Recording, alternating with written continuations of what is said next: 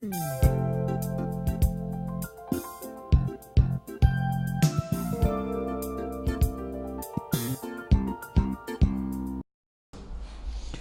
estamos caminhando no livro de Ageu, e esse livro é pequeno, é um livrinho bem diferente dos outros profetas, que a maior parte dos livros dos outros profetas, ou o profeta era desobediente, no caso de Jonas, ou o profeta falava em nome de Deus e o povo desobedecia, ou no caso de Abacuque, ele falou contra Deus, ele foi lá reclamar com Deus, e depois Deus, na conversa com ele acaba se submetendo e entendendo um pouco da perspectiva do que estava acontecendo. E nós cantamos um pouco essa reação de Abacuque hoje, né? Ainda que a figueira não floresça, é um texto baseado na conclusão que Abacuque teve desse bate-papo com Deus.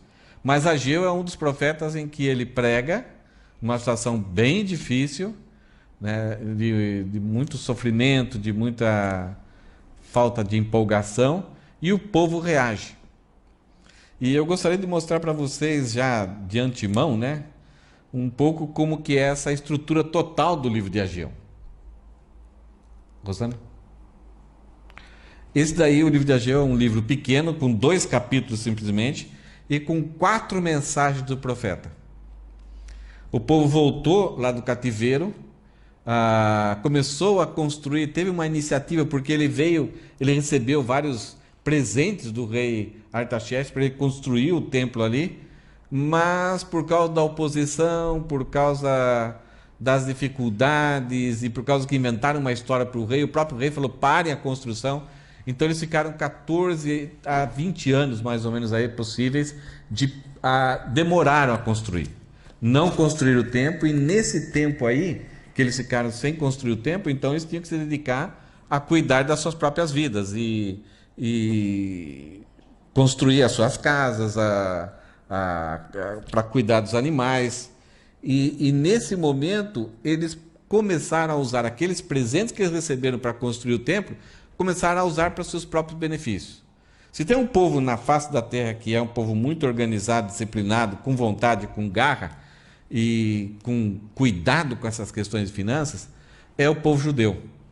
E parece que não somente por causa da aliança que eles têm, aonde que eles colocam a mão, as coisas parecem que dão certo. Então, eles já foram expulsos de vários países, e eles são exportados para outro país, e aonde chegam, em pouco tempo eles têm sucesso. Em pouco tempo eles têm a lojinha deles. E se enriquecem, e aí acabam montando, na sociedade que eles fazem, o banco que vai sustentar o próprio país o país que recebeu eles. Mas agora, por causa desse pouco tempo aí... obrigado.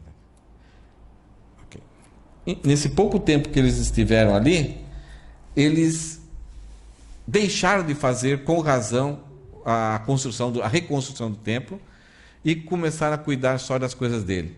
E num dia de festa, num dia de lua nova, Ageu vem e proclama uma mensagem para eles recomeçarem a construir. Deus fala: olha, as coisas estão ficando difíceis, cada vez mais difíceis para vocês, porque aonde vocês vão dar tudo certo, mas agora as coisas estão ficando difíceis, é por causa de mim. Eu estou trazendo essas dificuldades para vocês enxergarem que vocês estão dispensando eu da vida de vocês. Vocês buscam alegria, mas não estão recebendo. Buscam tudo aquilo que é satisfação do viver nessa existência aqui, e está dando tudo errado. É porque vocês dispensaram a minha pessoa da presença de vocês. Quando o povo olhou aquela situação, sabe o que aconteceu? Em 20 dias o povo recomeçou a construir o templo. Já pensou que legal? Imagina Ageu, o velhinho ali e tal. Ele sabia, pela história dos profetas antes do cativeiro, que os profetas tinham alertado tanto o povo: parem de pecar, abandone os ídolos, voltem-se para Deus. E por causa que os profetas falavam isso, os profetas eram mortos pelo próprio povo de Deus. E Ageu, talvez na sua cabeça: eu vou falar isso e vou pagar um preço caro por ser o porta-voz de Deus. E em 20 dias depois, lá estava o povo organizadinho, já com seus líderes, com material, e começando a trabalhar num lugar que o sol é bem mais quente que aqui, é mais árido, é mais seco, muito mais dificuldades. E o povo animado reconstruindo o templo. Esse é o primeiro capítulo que a gente viu. Pergunta para vocês: o que é mais fácil? Começar algo ou continuar a fazer algo? É mais fácil continuar? Não. É mais fácil começar. E eu acho que eu pensei que era só eu, mas se vocês estão concordando, também eu estou um pouco aliviado com isso. Porque se eu como já tenho uma carreira um pouquinho mais extensa, se eu começar a listar as coisas, primeiro, as coisas que eu pensei e nem comecei, mas as coisas que eu comecei, tem muita coisa boa, que eu investi até dinheiro, tempo, e não continuei. A mesma coisa aconteceu aqui. Ageu ficou empolgado. Deus, o Senhor é maravilhoso. E Deus falou assim que ia trabalhar no coração do povo, ia fazer o povo ficar animado, tal. E o povo ficou animado, e já com a mão assim dolorida, tal. 20 dias depois de Ageu pregar, o povo começou a fazer a obra de Deus. Mas daí o capítulo 2 vai narrar 3 mensagens que foram necessárias para o povo continuar.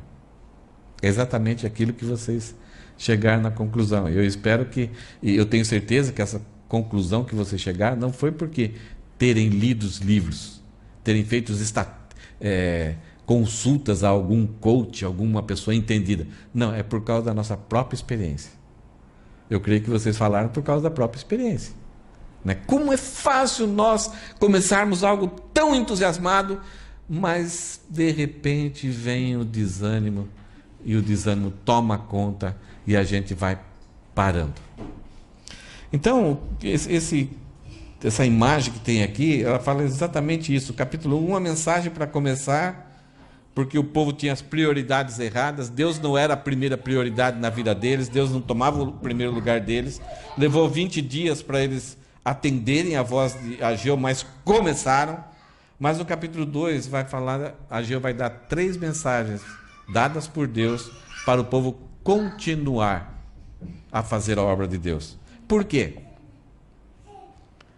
Porque apesar deles terem colocado Deus em primeiro lugar, deles terem regulado a prioridade na vida deles, eles ainda tinham perspectivas erradas, um olhar errado sobre a situação. E isso trouxe para eles o desânimo. Então, a primeira mensagem vai acontecer em 17 de outubro. Isto é, mais ou menos 20 dias depois deles terem começado. Eles trabalharam uma quinzena, um pouquinho mais. Foram suficiente para, de repente, a mente deles começar a enxergar de uma forma diferente de Deus e ter provocado neles um desânimo tão grande que eles pararam. Lutaram. Algo muito nobre. Eles começaram. Se organizaram. Colocaram escalas, né, aquelas várias tabelas, assim, quem vai fazer isso, distribuíram, reorganizaram um trabalho legal, começaram a executar aquilo que eles tinham planejado. Mas em pouco tempo eles pararam, por causa do desânimo. Eu coloquei um texto, algumas pessoas responderam, e o desânimo é algo terrível na nossa vida, ele é perigoso. Eu acho que, não sei se vocês vão concordar comigo, mas eu acho que a gente não passa um dia sem ter uma dosezinha de desânimo.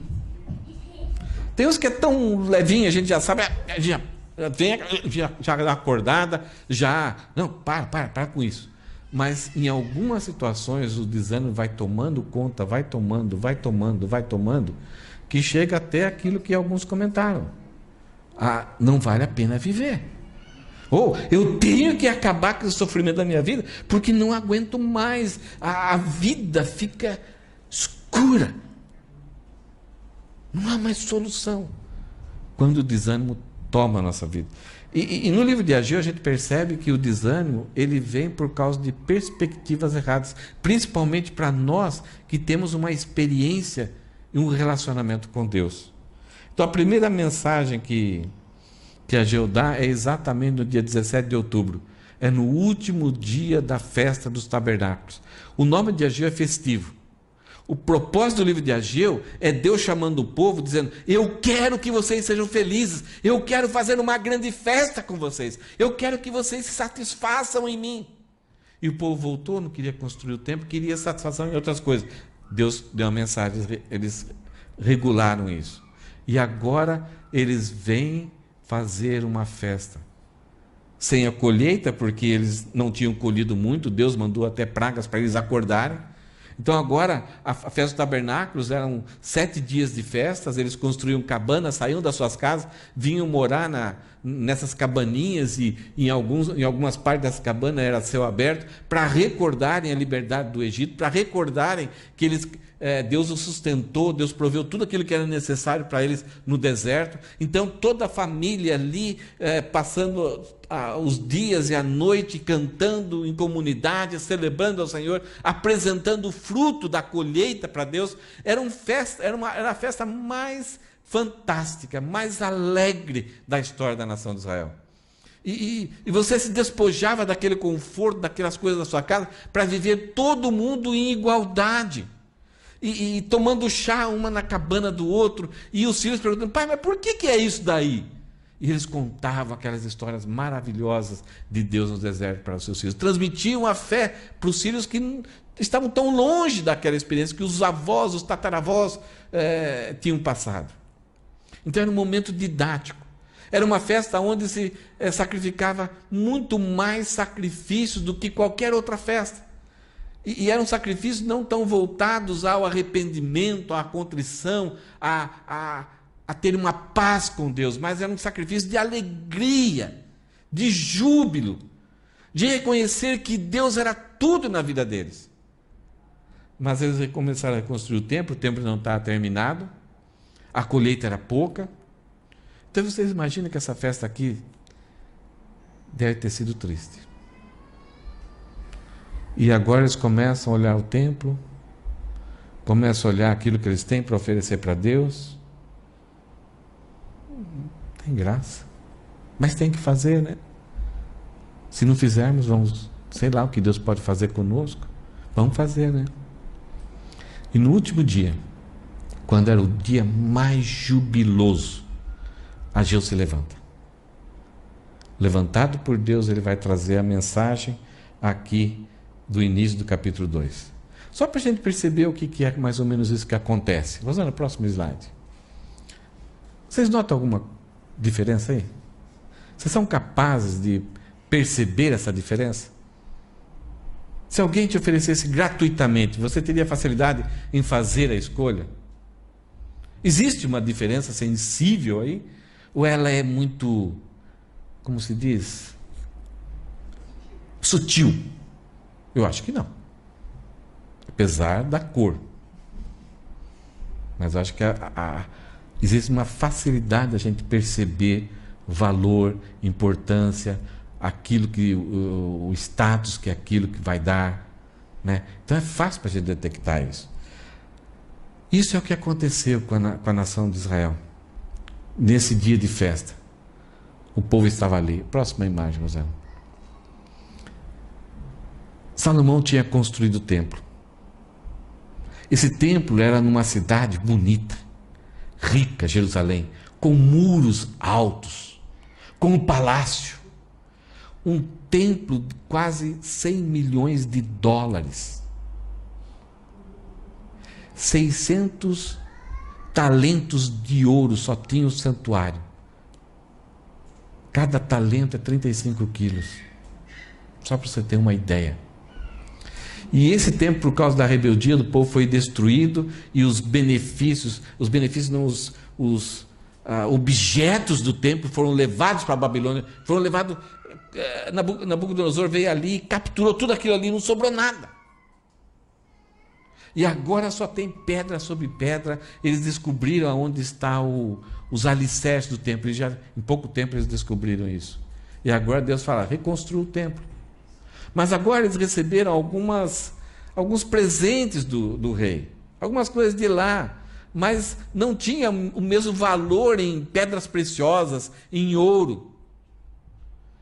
E aí, o que eles têm para construir é essa diferença aqui. Você consegue ver, né? O templo magnífico de Salomão, e agora um amontoadinho de pedras, talvez polidas, naquilo que eles podiam fazer, eles iam fazer.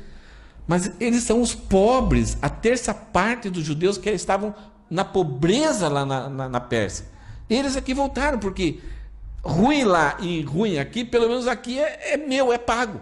Já viu? Naqueles carros velhos no Brasil tem muito. É velho, está enferrujado, mas está pago. Era essa a conclusão deles. Vamos para lá. E Deus falou assim: que bom que vocês voltarem. Eu quero continuar a contar a história com vocês. Então a primeira coisa que eles enfrentaram nesse processo aí, que ao começar a reconstruir o templo, eles começaram a lembrar como que era o templo antigo e aquilo que ia acontecer na finalização dessa construção. Na mesma época de Ageu está Esdras e Neemias. Esdras relata os mesmos eventos da construção do templo. Neemias vai relatar como foi construído os muros de Jerusalém. E olha só como Esdras relata esse momento, que eles começaram a reconstruir o templo. Esdras 3, versículo 12 e 13. Muitos dos sacerdotes, dos levitas e dos outros chefes de família mais velhos, que tinham visto o primeiro templo, choraram alto quando viram os alicerces do novo templo. Outros tantos, porém, gritavam de alegria. Os gritos alegres e o choro se misturavam num barulho tão forte que se podia ouvir de muito longe. Entenderam? Quando viram, quando conseguiram tirar os entulhos, aqui vai ser o Santo dos Santos, olha, estamos conseguindo enxergar os alicerces, é sobre esse alicerce que nós devemos construir, reconstruir o templo. Nesse momento, os mais velhos, que tinham na lembrança aquele templo, alguns viram, outros eram crianças quando saíram ali de Jerusalém, foram para a Babilônia. Recordavam aquela grandiosidade, aquela riqueza, aquela maravilha. E eles perceberam o material que eles tinham à disposição deles, perceberam que, mesmo que juntasse todos os recursos que o povo tinha, nunca ia chegar àquela grandiosidade, àquela majestuosidade do templo. E os mais novos, puxa, que oportunidade, não temos nada aqui, mas o que temos é suficiente para construir uma casa para Deus habitar no nosso meio. E é interessante que essas falam que houve uma mixagem entre o choro, principalmente dos sacerdotes, e esse júbilo, essa alegria dos mais jovens. E é tão alto, olha só o versículo 13, que se podia ouvir de muito longe. Vocês acham que o desânimo é contaminador? Na maior parte das vezes, o que é mais fácil? O ânimo contaminar alguém ou o desânimo contaminar? Quem tem mais força nessa luta aí, nessa luta livre? Hã? O ânimo é gostoso, quando você está meio cabisbaixo, assim, alguém vem, te coloca para cima, mas muitas vezes a pessoa até fica desanimada de tentar encorajar você. Vou embora, não aguento mais, eu fiquei desanimado agora. Porque o desânimo é um negócio terrível. E o texto fala aqui que os mais velhos contaminaram os mais novos. O choro e a alegria podia vir-se de longe, mas de repente parece que o choro tomou lugar. A alegria ficou silenciosa e o choro sobrepujou. Eu acho que você já tem algumas experiências na sua vida, né? Você vinha num estágio bem forte, estava power, mas daqui a pouco algum certo desânimo, começa pouquinho, você fala, não, eu vou vencer. Você não dá muita atenção e daqui a pouco, quando você vê, você está mergulhado no desânimo. E é isso que aconteceu, né? O desânimo leva pessoas a perderem tempo precioso na sua vida, oportunidades preciosas. É algo que a gente não pode desprezar. Nem na nossa vida, como na vida de outras pessoas. Né? Essa imagem acho que você já viu em vários lugares, Rosana. Né? De repente a pessoa não consegue nem levantar a nuca, pensativa, aquele sorrisinho, né? Que não faz covinhas aqui. A pessoa está tentando ainda não transferir esse mal para os outros, né? Tentando ser positivo, mas nem os músculos da face já ajudam. É algo sério. É algo tão sério que Deus poderia estar bravo. Ele tinha todo direito aqui em chegar para o povo: vocês são falsos, vocês são fracos. Mas Deus, compreendendo a situação, Ele veio com todo carinho, com toda paciência. Na primeira mensagem foi muito dura, mas essa mensagem tem um calor de Deus, tem um afeto de Deus muito sério, através de Ageu para com o povo. Tenta ler esse texto dessa forma. Qual que é a primeira mensagem de conforto, de exortação de Deus para com o povo por causa do desânimo? Aqui, a primeira perspectiva errada do povo é que eles estavam fazendo uma comparação inigualável entre o passado e o futuro. Naquele presente, eles estavam olhando para o passado e fazendo uma comparação com o futuro.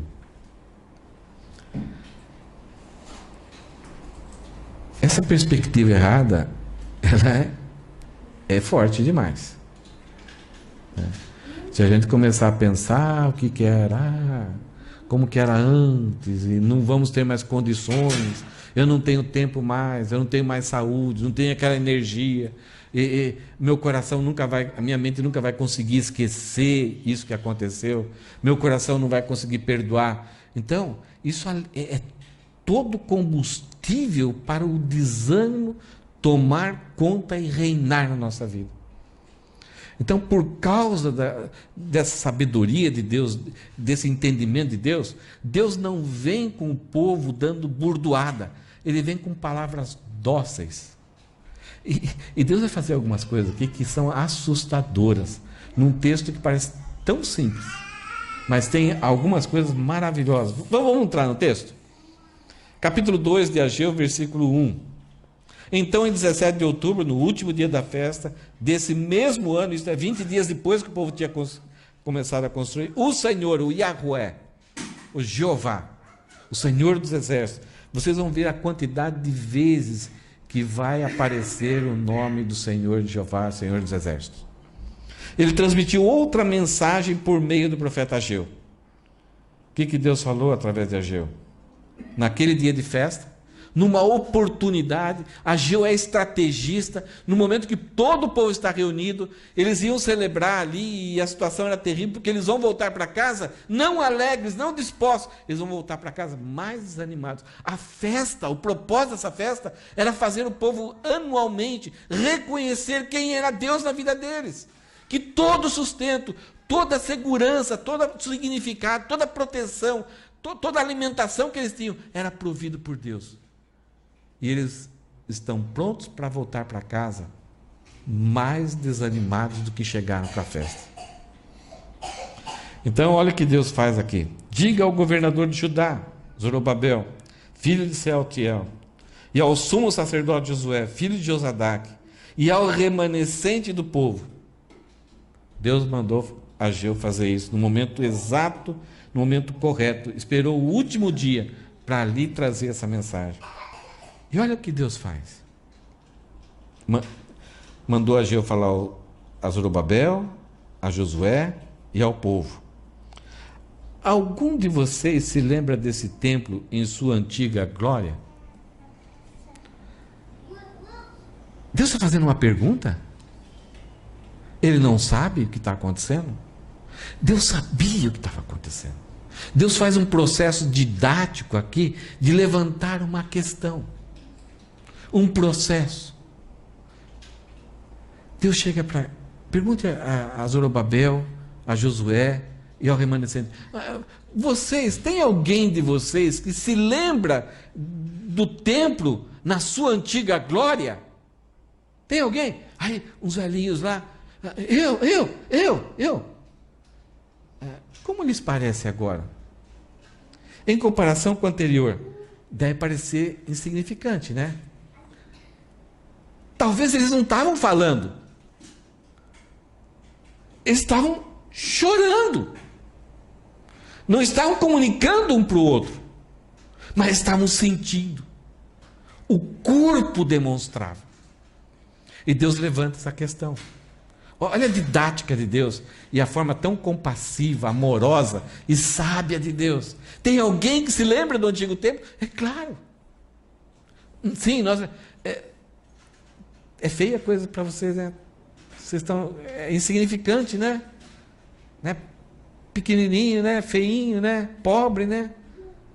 Não tem brilho, né? Essa é a ideia da insignificância. Não serve para nada. Para que vai servir? Para que vai adiantar construir algo tão... Vocês vão ser vergonha para as outras nações. Vocês vão ser vergonha para os seus netos, para os seus filhos. Porque isso aqui vai ser um memorial. Vocês construíram. Será que vale a pena? É isso que vocês estão sentindo? E o povo vai dizer para Deus o quê? Qual que é a resposta esperada? A pergunta retórica aqui. Deus, é isso que nós estamos sentindo. Isso que nós estamos construindo é insignificante. Não tem a glória do passado. Será que vale a pena? É por isso que a gente não quer levar em frente isso. Nós vamos ser lembrados por sermos o povo que construiu isso daí. Salomão é lembrado por ter construído aquela maravilhosa, mas nós vamos ser lembrados por isso? Esse grupinho tão pequeno de pessoas que, mesmo que a gente ofertasse tudo que a gente tinha, não ia chegar 0,000 algum por cento daquilo que era o outro templo. Então não vale a pena, Deus. Eu prefiro não ser lembrado do que fazer alguma coisa que é tão insignificante. Então a pergunta de Deus é para eles, para todos eles olharem um para o outro. Até Deus está entendendo o que a gente está. Acho que até Deus está sentindo o que a gente está sentindo. Mas não era aquilo que Deus estava sentindo.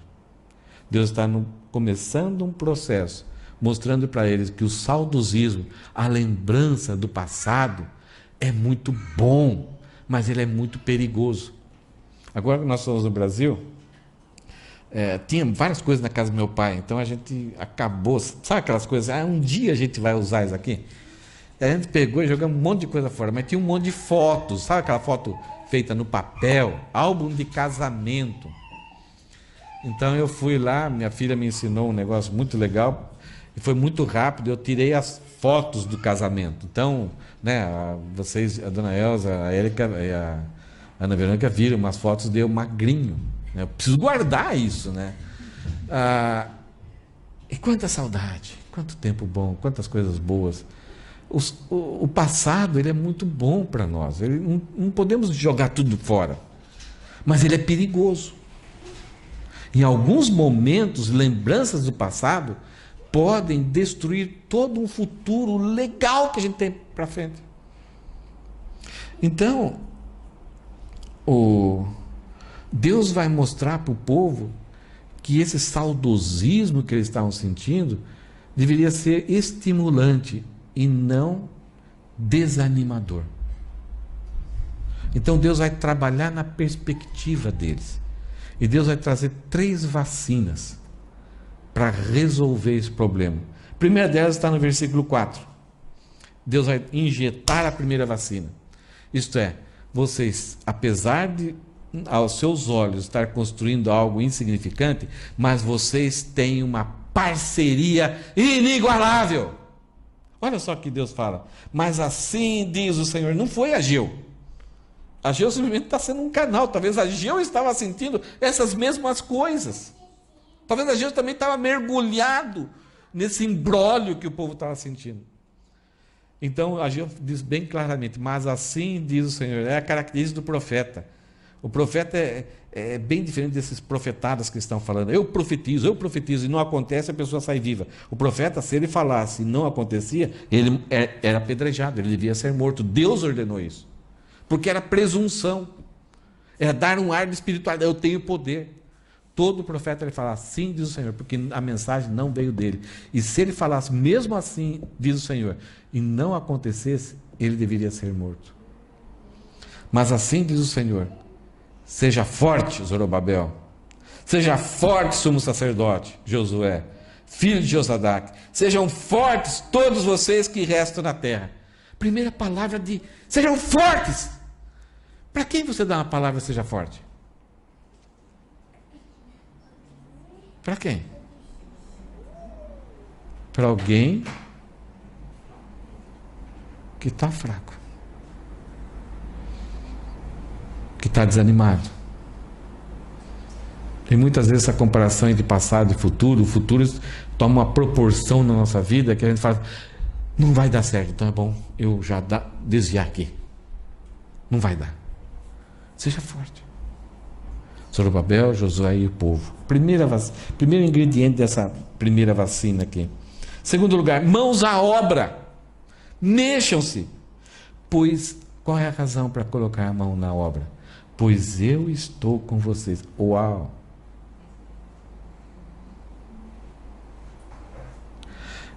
Vários homens na Bíblia, algumas vezes eles expressaram alguma palavra. Senhor, nós iremos.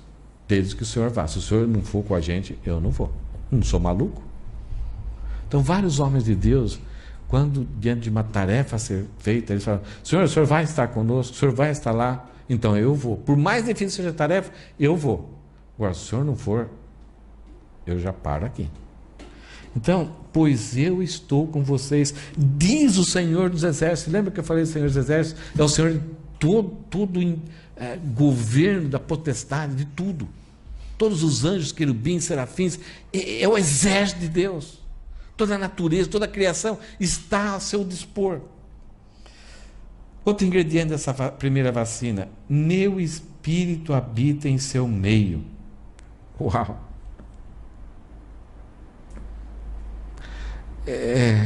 Todos vocês trabalham em algumas empresas. Não sei se alguma de vez em quando, todo dia, você é distribuído para trabalhar com alguém. Mas eu creio que alguns de vocês já saíram de emprego por causa de um companheiro de trabalho. O salário era bom, o trabalho era bom, o horário era bom, tudo era bom, menos o parceiro de trabalho. Você aguentou, tentou ajudar, confrontou, não importa o problema, mas chega um momento que você fala, não, minha saúde mental, minha saúde física está indo para o brejo. Então você procura ter um outro trabalho com menor salário, com mais distante de sua casa, um horário ruim, mas por causa que a parceria não está dando certo. E Deus aqui está falando com o povo, olha, vocês estão tendo dificuldade, não está tendo ânimo para construir, mas eu estou com vocês. Eu sou parceiro de vocês. É a ideia de comunhão.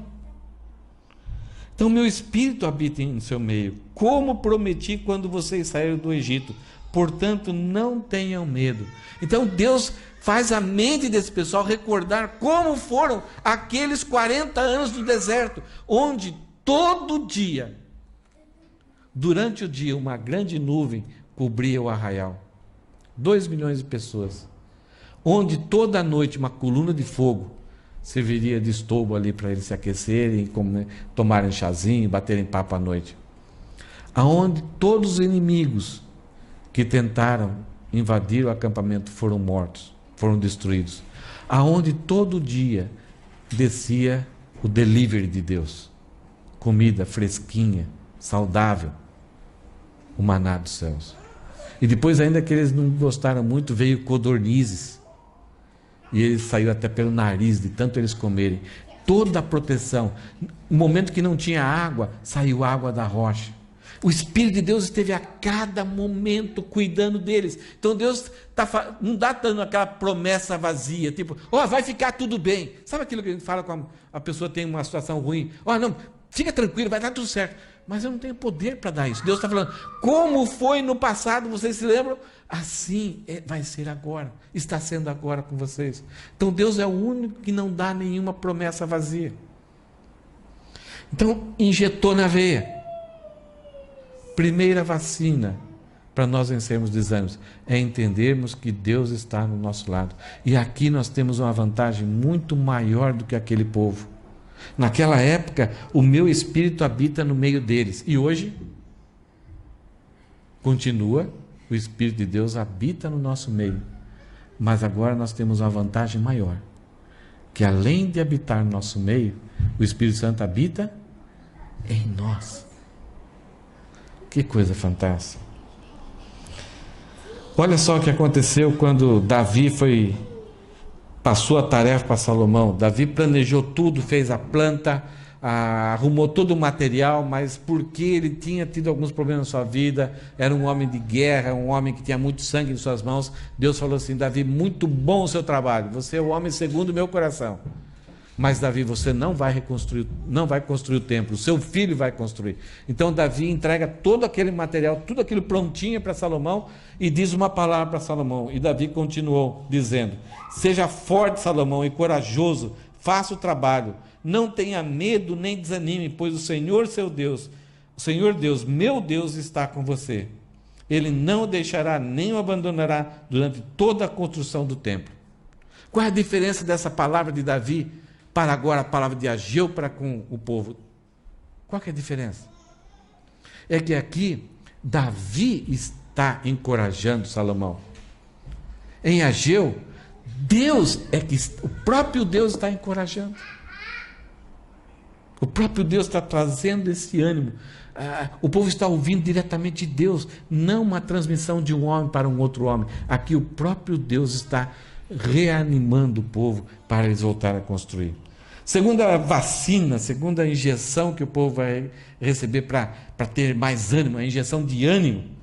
Então é que o que estava acontecendo ali, que o povo precisava mudar, além dessa perspectiva inigualável, é que havia um plano inigualável, um plano sem igual, que aquilo ali fazia parte, né? O que nós vimos, Deus está com o povo, não tem ninguém que é igualável a Deus para fazer parte daquele plano. Então aquilo que estava para acontecer, Deus estava naquilo, e agora Deus vai falar para o povo, o que vocês estão fazendo faz parte de um plano maravilhoso, grandioso, é um plano que não tem nada igual.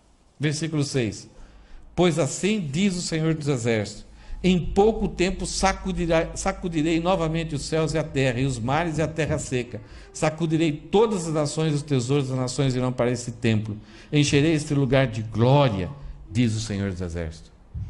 Talvez para vocês é algo insignificante, não tem majestade nenhuma, não tem glória nenhuma. Vocês, se alguém perguntar, quem construiu esse templo? Foi aquele pessoal. Vocês vão se sentir envergonhados. Mas isso daqui, essa obra tão insignificante, ela faz parte de um plano que eu estou pensando e vou realizar, que vai ser um plano fantástico. Eu sacudirei as nações. O Império da Babilônia já destruiu, o Império Persa vai cair, vai surgir, os gregos vão cair, os romanos vão cair também, e eu vou sacudir, tudo me pertence, tudo está nas minhas mãos. Eu vou sacudir, eu vou balançar. Um dia eu vou reinar. E vou trazer os tesouros das nações para esse templo. Encherei esse lugar de glória, diz o Senhor dos Exércitos. Como assim? Como que um lugar tão michuruco pode ter tão grande glória? Um lugar insignificante, sem riqueza nenhuma, pode ter algo que é tão precioso. Deus vai lembrar o povo que realmente o coração deles estava na riqueza material do antigo templo.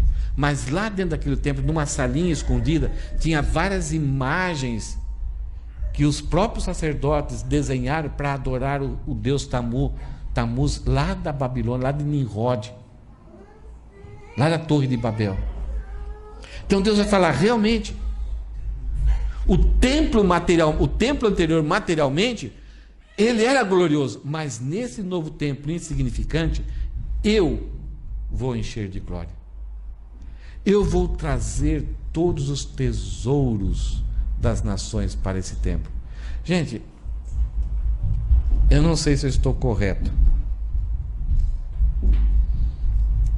Eu não sei se o que eu vou fazer aqui. A segunda parte, eu não tenho medo nenhum de falar isso, mas a primeira parte é uma impressão que eu tive na hora que eu estive lendo esse texto. Talvez seja uma alegoria, uma analogia, eu não sei. Eu vou ainda pesquisar para ver se eu chegar um momento de falar, olha, aquilo que eu falei está totalmente errado, eu vou trazer aqui para vocês. Deus fala assim: eu sacudirei todas as nações, e os tesouros das nações virão para esse templo. A impressão que dá é que Deus está falando que aquela coisa insignificante ali era o ponto de partida para algo que vai acontecer lá no futuro com a vinda de Jesus. Jesus entrou nesse templo. Antes eram os sacerdotes, os sacrifícios, as festas, aquela coisa assim. Mas nesse templo, Jesus, o Deus encarnado, vai encher a glória. Com a sua simplicidade, com a sua encarnação, com a sua humilhação. Mas ele vai entrar nesse templo. E também apontando para um futuro templo que será reconstruído no futuro. E aonde Deus vai reinar sobre todas as nações, através do reinado com o cetro de ferro de Jesus.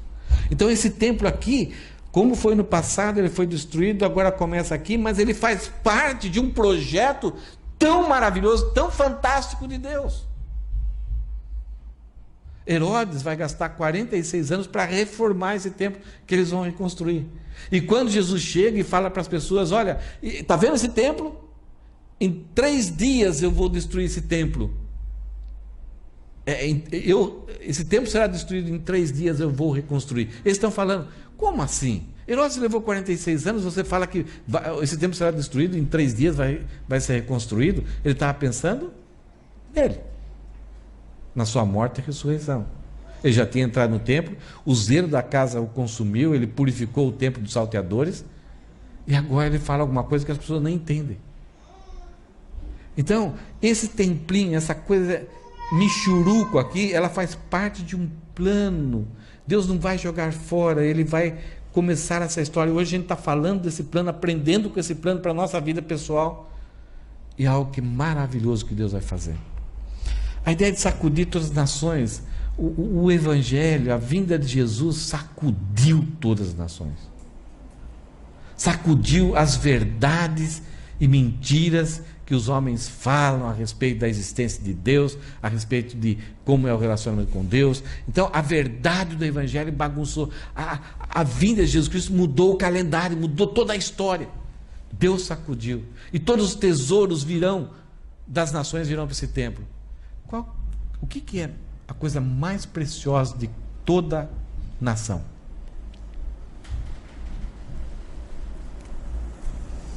A terra é importante. As riquezas, ouro, prata, é importante. Mas o que é aquilo que é tesouro, que tem um preço inigualável, não dá para comparar com nada? Oi? Desculpa. Pessoas. Porque o homem foi, apesar de ser dividido em várias nações, todos procedem de Adão. Todos procedem daquela criação que Deus fez à sua imagem e semelhança. Jesus Cristo, eu vim para salvar e salvar, eu vim para buscar e salvar o que havia se perdido. Apesar de nós estarmos sob a ira de Deus, existe um valor intrínseco no ser humano. Para Deus, isso tem muito mais valor do que qualquer outra coisa, do que a obediência ao sábado.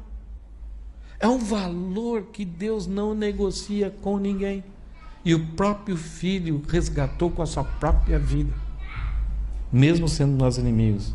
Eu não sei se estou certo em entender que Deus sacudirá todas as nações, Ele vai bagunçar todas as nações com o Evangelho e vai trazer os tesouros das nações para o seu templo, e nós vamos ser o templo de Deus.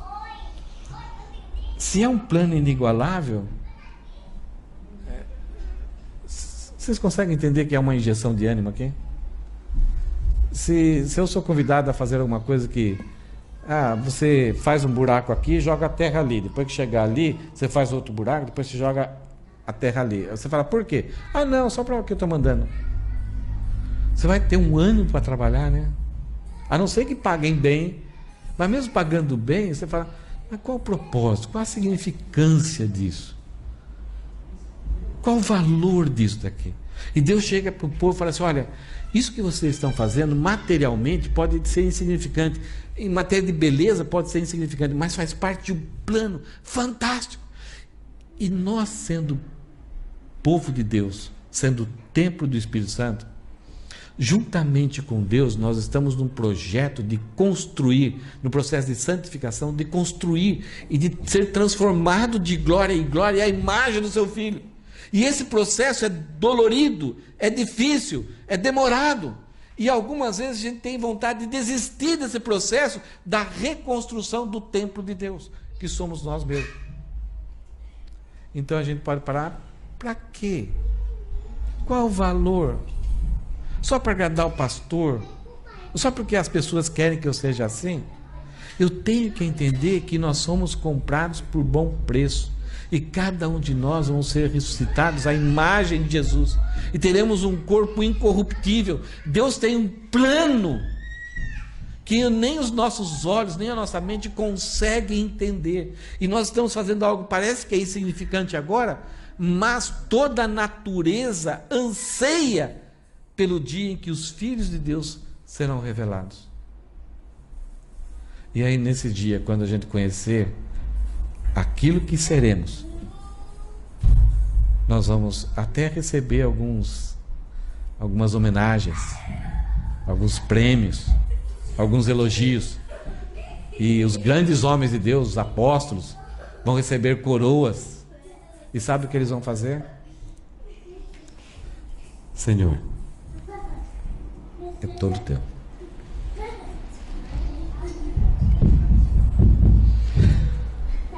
Não é uma palavra vazia tirada ao ar. É algo que Deus está falando. Não é uma utopia. É algo que o nosso coração muitas vezes quer jogar de lado. Isso aí é mentira, isso aí não é verdade. E o desânimo vem e toma conta e a gente abandona um projeto tão bonito de crescimento espiritual. Nós não estamos mais construindo um templo material. Se vier um terremoto destruir isso aqui, para nós não vai fazer diferença. Não vamos fazer 7 dias de lamentações aqui e ficar ao redor desse templo lamentando. Nós vamos lamentar se alguma vida foi ferida. Mas nós vamos poder reunir em outro lugar. Se não permitir em outro lugar, a gente vai. Tem tantos parques aí, tanto lugar, né? Talvez nós não estamos, porque nós somos o templo de Deus. E infelizmente tem tanta igreja, tem tantos pastores explorando financeiramente tantos membros para construir um potencial de um prédio, sendo que não dão valor à construção do templo de Deus hoje, que é as vidas. E muitas vezes nós não damos valor a essa construção, de construir a nossa vida. Terceira injeção. Primeira injeção já foi, a segunda injeção, um plano. Então nós temos uma parceria inigualável, um plano inigualável. Mas para terminar, nós temos uma promessa inigualável. Você já recebeu muitas promessas? Nós conhecemos algumas pessoas que quando você vai falar alguma coisa para ela e ela fala assim, não, pode deixar, eu prometo para você que eu vou fazer. Você fala, puxa, e você sai tranquilo, não precisa com que ela assine nada para você, vai dar tudo certo. E no tal dia, ou até antes, a pessoa te liga, ó, já tá aqui, ó, tal, já estou resolvendo. Mas tem pessoas que pedem alguma coisa ou entra num acordo e fala, eu te prometo. Aí você que tem um coração tão assim, né, bondoso, generoso, você até dá e já risca da sua ó, isso aqui nunca. Até que se a pessoa cumpriu o que ela prometeu, você fala, uau, tá mudando, que legal. Mas, gente, Deus vai prometer 3 coisas aqui para o povo. Além de dizer, eu estou com vocês, além de dizer, o que vocês estão fazendo é um plano fantástico, mas além de tudo, Deus promete 3 coisas. Primeiro, versículo 8: a prata e o ouro me pertencem, diz o Senhor dos Exércitos. Se tudo pertence a Deus, para Deus trazer isso da onde Ele quer, para sustentar o povo a construir um prédio magnífico, isso seria fácil. Se não está acontecendo isso, Deus não está interessado. Se isso aconteceu com Davi e Salomão, Deus era o dono da... Então Deus não precisa pedir empréstimo, Ele não precisa pedir favor. Tudo pertence a Ele. Então o que Deus está falando? Pessoal, entendam. Não é por causa de recursos financeiros que qualquer obra em que Deus é parceiro, em que é realmente plano de Deus, significa que a falta de recursos vai impedir de ir em frente. Nunca. Segundo lugar, a glória desse novo templo será maior que a glória do antigo. Já viram essa palavra? Tem hora que o pessoal... a glória do segundo templo será maior que... É como se dirigisse a nós. O que Deus está falando é isso. Aquele primeiro templo era beleza, grandioso, material. Mas esse novo templo, ele vai ser o precursor de algo que vai acontecer no futuro, onde a encarnação de Deus na pessoa de Jesus vai entrar nesse templo. Então, é melhor o conteúdo do que a embalagem. Você vai numa loja e você compra um vidrinho de perfume por causa do vidrinho, da embalagem, você chega em casa e joga fora, ai que embalagem bonitinha. É por causa do vidrinho que você compra? Ou por causa do conteúdo? O problema da nação de Israel é que eles começaram a valorizar a provisão no lugar do provedor. O material em lugar do criador desse material. E eles passaram, o Elisandro falou várias vezes durante as músicas dele, a idolatrar aquilo que tinha sido provisão de Deus e não o próprio Deus, o autor da provisão. É muito mais importante a essência, o conteúdo do que a embalagem. Terceiro lugar, e neste lugar estabelecerei a paz. Veja que todas essas promessas, todas essas afirmações de Deus, elas são seguidas, diz o Senhor dos Exércitos, diz o Senhor dos Exércitos, eu, o Senhor dos Exércitos, falei. Bateu em Cã. Quem sabe, né, dá certo. Gente, se tem uma coisa que ofende a Deus, é quando Ele fala alguma coisa e a gente sai duvidando. Um dia Jesus estava de um lado do mar e falou, passamos para o outro lado. Jesus tinha pregado para os discípulos, para a multidão. Jesus entrou no barco, deitou a cabeça e dormiu. Veio a tempestade. Eles começaram a trabalhar e jogava coisa aqui, cordas aqui, aquele trabalho marinheiro assim, para tentar salvar o navio e salvar a pele deles. Daqui a pouco, como não tinha mais nada, o que eles fizeram? Eles foram até Jesus, acordaram Jesus, deram um chacoalhão nele. Não te importas que pereçamos? Olha a dura que eles deram em Jesus. Qual foi a resposta de Jesus? Homens de pouca fé. Por quê?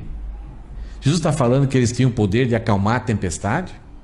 Que eles podiam sair andando na tempestade? Por que Jesus fala isso para eles? Por causa da palavra que Jesus tinha dado. Qual que era a palavra que Jesus tinha falado para eles? Passemos para o outro lado. Se Jesus disse passemos para o outro lado, pode haver tempestade no meio, mas nós chegaremos lá. Se eu falar para vocês passemos para o outro lado, tomem cuidado. Tem muita gente fazendo o papel de Deus. Agora, quando Deus fala e eu duvido, essa é a coisa mais triste do ser humano. Não acreditar, não dar crédito, não puxar para si todas as verdades que a Bíblia falou. Então começa a racionalizar, começa a arquitetar raciocínios para justificar. Será que é verdade? Acho que não é bem assim, acho que Deus está me enganado, acho que Ele... Não, aqui Deus, se tem uma coisa que Deus zela e Deus dá valor, é para a sua palavra. E olha, 3 vezes: a prata e o ouro me pertencem, diz o Senhor dos Exércitos. A glória desse novo tempo será maior que a glória do antigo, diz o Senhor dos Exércitos. E neste lugar estabelecerei a paz. Eu, o Senhor dos Exércitos, falei. E a coisa bonita desse final do versículo 9 é que Deus fez isso já. Nesse novo lugar insignificante que o povo estava começando a reconstruir, que vai ser reformado por Herodes, Jesus vai entrar e Jesus vai ser ofertado por Deus como sacrifício para que toda a humanidade pudesse ter acesso à paz que Deus vai trazer para todos os homens. A paz aqui não é somente aquele sentimento, que bom, ouvindo uma musiquinha, aquele relaxando, como vocês vão fazer amanhã. Não é isso. Curtindo um feriadão. Ela resulta nisso, mas a paz aqui é que nós estávamos debaixo da ira de Deus, e o homem não tinha capacidade, não tinha nada para oferecer para eliminar essa ira, e Deus então enviou o seu filho para ser sacrificado, para que a nossa relação entre Deus já não fosse mais de inimizade, mas fosse de amizade. E como resultado disso, eu passaria a ter essa sensação, esse sentimento de que eu estou envolvido com a paz de Deus. Não somente com a paz de Deus, mas com o Deus da paz. E agora não mais tenho temor e terror do futuro, porque pela palavra dele, eu me julgo inocente. Mas é presunção. Não, porque Deus falou: justificados pela fé, temos paz com Deus.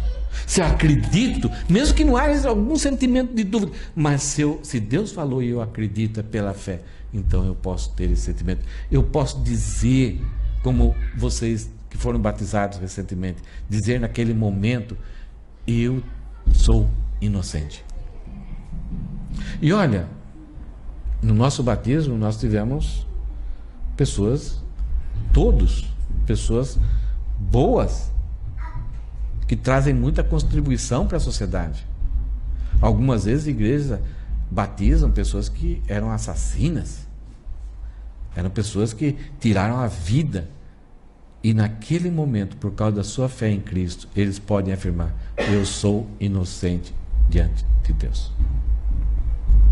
Então, naquele lugar, esse templinho Michuruca que eles estão construindo, mas lá na frente, Deus vai trazer a paz. Deus vai sacrificar Jesus para trazer a paz. Deus vai trazer essa paz existencial, como nós, os problemas existenciais que a gente está ouvindo essa série aí. Nós vamos ter paz, começar a desenvolver e ter forças para ter paz nos nossos relacionamentos, a força para perdoar e reconciliar. Nós somos agentes de paz, vamos reconciliar as pessoas com Deus. E um dia Jesus Cristo voltará com todo o direito para estabelecer o seu reino de paz. Amém. Obrigado. Se tem uma coisa que encoraja todo pregador, não por causa do pregador, mas quando se fala da palavra de Deus e fala dessas promessas, a igreja reage com amém. Porque vocês não estão concordando comigo, estão concordando com a palavra. O que nós vimos hoje? As injeções para aumentar o nosso ânimo. Não importa o que estamos fazendo, nós temos uma parceria inigualável. Pertencemos a um plano inigualável, uma promessa inigualável. É triste ver os jovens tentando buscar tantas coisas para a sua vida e olhando para essas coisas como se fosse aquilo será inigualável. Não é bom todos os jovens sonharem e serem uma atuação muito forte na sociedade, mas quando se busca isso dispensando a pessoa de Deus, sem a perspectiva de Deus, é uma grande frustração, uma grande perda de tempo e uma grande perda de dinheiro. Algumas dicas aqui para nós: siga e em frente, ou siga em frente. Não sei como que você quer ler esse texto aí. Siga em frente, ou siga e em frente. Eu devo corrigir e estabelecer minhas perspectivas conforme os valores da palavra de Deus. Então, tem alguma coisa que está desanimando, está sendo difícil? Tenta enxergar como Deus está enxergando aquilo. Veja o que a palavra de Deus, os planos de Deus, as promessas de Deus, a parceria de Deus. Vê se Deus está naquele plano também com você. Nenhuma aliança humana tem maior valor que a parceria com o nosso Senhor Jesus. Nós muitas vezes, agora, meu parceirão, agora estou bem. Muitas vezes, nessas alianças, nessas parcerias, a gente tem que dispensar Deus.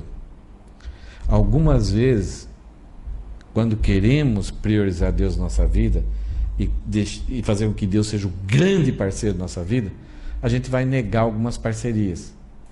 E muitas dessas parcerias estavam fazendo o papel de Deus na nossa vida. E eles vão se sentir retirados como Deus na nossa vida. Então eles vão começar a perseguir, vão começar a trazer problemas, vão se sentir magoados, porque agora nós colocamos Deus no nosso devido lugar na minha vida. Não dá para comparar Deus com esses possíveis sofrimentos, esses possíveis angústias e medos. Fique com Deus. Deus se encontrava com seu povo no templo. Hoje Deus se encontra com seu povo em Jesus. Então dependemos disso daqui. Não devo alimentar meus relacionamentos com desânimo. Então eu posso buscar ajuda na igreja, né, quando estou desanimado. Irmão, me ajuda aqui. Me ajuda a entender a perspectiva, a promessa, o plano de Deus aqui. Me ajuda, que eu quero viver em ânimo com Deus. Me ajuda, me dá umas injetadas aqui em mim. Então a igreja, esse é um dos ministérios mais fantásticos da igreja. Mas eu tenho que tomar cuidado comigo, de eu transferir desânimo, ser aquela pessoa que a única conversa é vida, dor. Você lembra do céus, como que era esse personagem? Azar, né? Parece que Deus nem existe, está tudo ruim, né? Olha só essa palavra aqui. Deus nos diz, comparação dos dois templos, né? O templo lá de Jerusalém, Michuruco, mas Deus vai descer dos céus no futuro, trazer uma grande Jerusalém, 2,5 km, é um cubo prometido lá em Apocalipse, cheio da glória do Senhor, o céu se envergonhar da luz de Deus. Deus vai reinar aí juntamente com o seu povo. Então o que Deus nos diz hoje é: você está construindo algo maior do que você vê, do que eu vejo. Olha que Deus, o que Deus quer dizer com isso? Eu vou pegar o fruto do seu pequeno trabalho e torná-lo glorioso além da medida, não importa o quão trivial e insignificante possa parecer para você agora. Você consegue ler o que está escrito aí? O professor de inglês, Silvio, qual que é a primeira palavra? O que seria?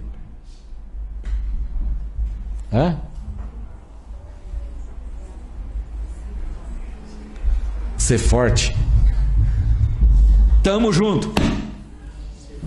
Eu gosto dessa palavra aqui em Nihongo, gambate. Eu acho que talvez Deus vai usar essa palavra no céu, porque palavrinha boa, né? Se você, é para tudo, né? Tem algumas variantes que eu não entendo muito. O que se fala quando você quer? Faz o máximo. O que é? Não, então, mas assim, o uso do próprio gambate. Gambate de massa?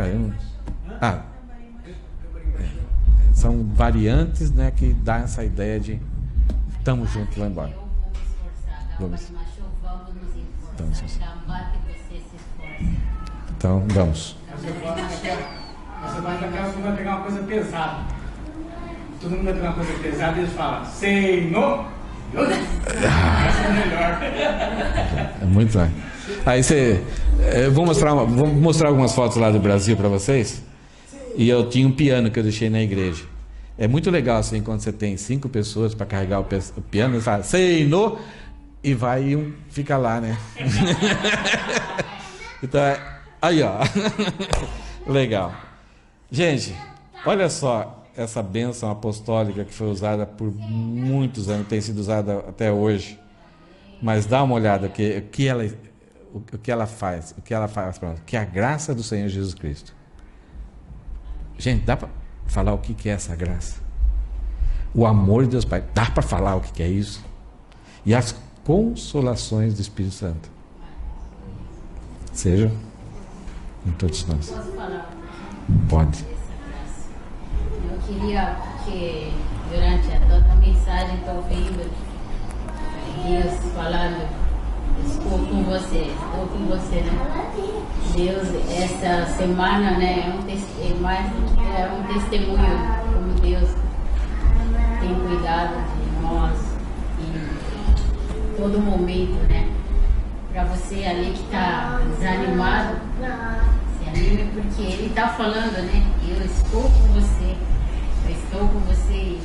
Essa semana duas coisas aconteceram, né? E isso eu vi Deus ali, um livramento que o Senhor deu. Semana passada, quem estava fazendo café da manhã, né, para as crianças, ele estava fervendo a água e a chaleira, ele desligou e ele pegou, a chaleira se escorregou e não sei, foi Deus que não ia queimar todinha as costas do Lucas e ainda queimar o pé. E eu não sei como ele não queimou nem o pé dele, só pingou, sabe, que caiu, e só pingou aqui um pouquinho de água, mas isso ia ser fatal, estava fervendo a água, ele ia cair todinho nas costas do Lucas. E foi a graça, o amor de Deus cuidando daquela hora aí do Lucas, né? E isso você não pode deixar de falar, porque você vê que é o Senhor. Eu creio que foi o Senhor que cuidou nessa hora e que não aconteceu nada trágico, né, nesse momento, porque a pessoa estava fervendo, ela desligou e caiu. Isso mesmo, sim. E outro foi um acidente, eu estava indo para a academia e na minha frente, dois carros, uma senhora estava atravessando e acho que eles não queriam pegar a mulher, os dois acabaram, mas ia ser eu também, porque a mulher ia passar na minha frente. Eu vi a mulher no chão caída assim, eu só vi as mãozinhas dela fazendo isso. Na hora eu agradeci ao Senhor, porque eu estava também com o Lucas do lado. Eu falei, eu até chorei aquela hora, orando pela senhora, não sei o que aconteceu, né? Mas eu sei que tudo aquilo foi o Senhor que nos livrou de um grande acidente, o que aconteceu com o Lucas. Quero dar glória a Ele, agradecendo esse maravilhoso amor e essa graça incomparável que Ele tem derramado nas nossas vidas, né? Eu acredito que foi Ele. Então, quando qualquer coisa que acontecer ou estiver acontecendo, a sua mente pensar e o desânimo começar a acontecer, lembra que você tem uma parceria sem igual. Você faz parte de um plano sem igual.